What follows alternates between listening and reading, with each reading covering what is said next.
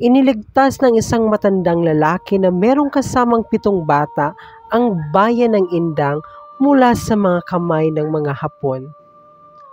Praise be God through His saints. Ang imahe pong nasa ating likuran ay ang imahe ni San Gregorio Magno ng Indang, Cavite. Sinasabing nilusob ng mga Hapon ang bayan ng Indang at hinuli yung mga kalalakihan at kinulong sa loob ng simbahan. At plano rin itong pasabugin ang bayan pati na rin ang simbahan.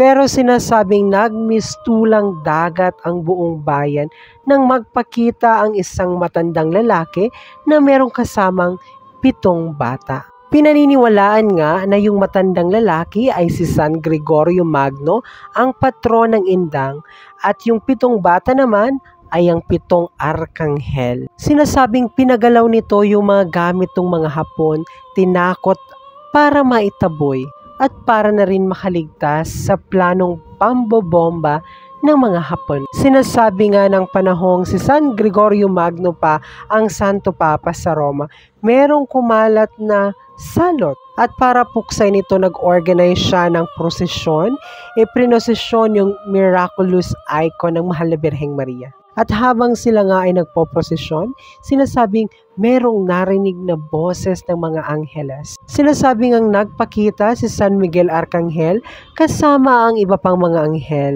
Ipinakita nito ang kanyang espada bilang tanda ng pagtatapos ng salot.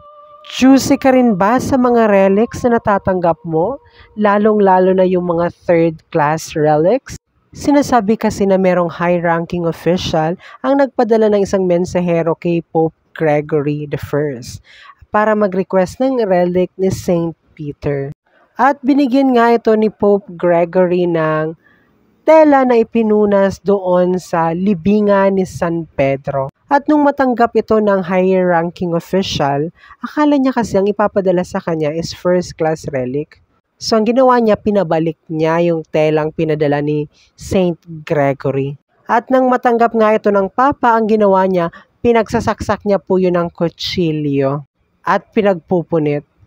At himala ring dumugo yung telang ipinunas doon sa libingan ni San Pedro. Kaya ikaw, choosy ka pa ba?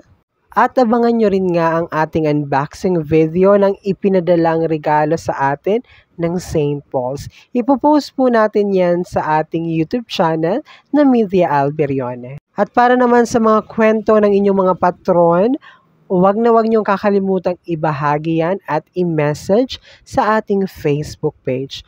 Huwag niyo na rin kakalimutang i-follow, like, and share ang ating Facebook page, pati na rin ang ating iba pang mga social media accounts.